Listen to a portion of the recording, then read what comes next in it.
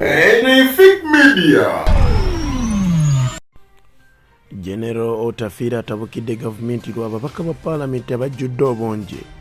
Era ono y'omu avuddeyo n'atabukira ekibiina ki National Unity Platform nti nga bwe kireeta abantu abagwa akabenje ne bagamba nti gavumenti yebatuusizza ku kino. General Kaguta Museveni kyaddaaki agenze mu ggwanga ya America gy'abadde amaze emyaka egisoba mu 7 nga talinnyayo ggere. Kyekivulu kya Shiba kyaggweeredde mu masanyu meereere era abantu bangi basobodde okuba nga te basanyuka.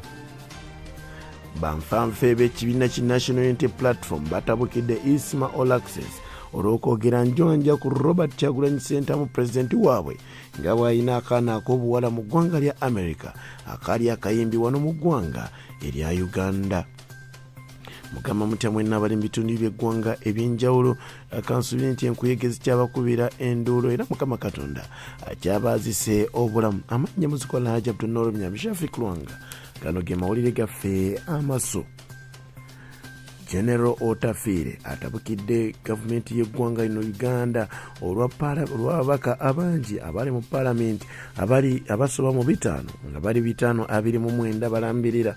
General Otafire agambye nti lwaki tulina ababaka abagala okukonokkiriza ku ggwanga erya Bungereza kwa bano balina 6 naye n'omusobyo naye agamba nti bali bajeti yaabwe ekubisa mu yaffe emirundi 2 era kino kitegeeza General Otafire avuddeyo n'agamba okuggyako nga tukendeza ku babaka ba Parliament Uganda tejja kuddamu kubeera nga ate efuna buzibu bwa byanfuna. Bino General Otafire bibamu kuba bitandikawo era kakati akitegedde nti okalya ddakaddadda envunyu ogirira mu katiko n'ekulinda mu kinyaakyo ogenda okubeera olubeerera. General Otafire era ayongeddeko n'okutabukira abakibiina ki National Unity Platform nga ebaleeta abamu ku bantu abagudde ku bubenje ne bagamba nti gavumenti yebatulugunyizza okutuuka ku ekyo. Matayasi Mpunga Nsamba amutabukidde n'amugamba bano betuleeta mwe nyini mwe abatulugunya mu safe houses zammwe. Ate ekivulu kya Shiba Karungi ekibadde eky'ennaku ezisobye mu 2 wali ku Serena Hotel bantu bangi basobodde okubeera nga ate munnaye beeyiwayo mu bungi era batinasobola okubeera nga bamuzzaamu amaanyi. Shiba yasobodde okuba nga akuba ennyimba ze zonna era n'abayimbi banne nga Kabako, abayimbi nga Lydia Jasmine, Spice Diana n'abalala basobodde okubeera nga babeerayo era ne bakuba omuziki guli eri ogw'amaanyi ennyo ddala.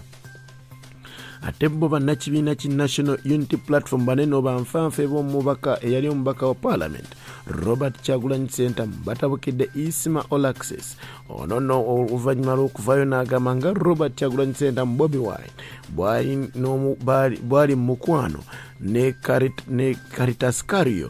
Ono nno eyayimba ne Geoffrey ne Ronald Mayinja akayimba ka njagaza akajanja akatabukire akasanyusa ennyo abantu. Karitas Kario ali mu ggwanga lya America era ono ne Bobi Wine balabibwako nnyo ddala nga Bobi Wine ali mu ggwanga lino. Naye isma Olaxes yavaayo n'atangaza eggwanga nga bano nno bwe beebojjogola era Robert Kyagulanyi Ssentamu nti kali kaafuuka kamereke. Bannakibiina bamutabukidde ne bamugamba yeesonyiwe omukulu kuba musajja mufumbo yafumbirwa Babi Kyagulanyi Itungo era tiyetaaga kuba nga ayongerako. Naga n'asembayo President Yoweri Kaguta Museveni kyaddaaki ayolekedde mu ggwanga lya America.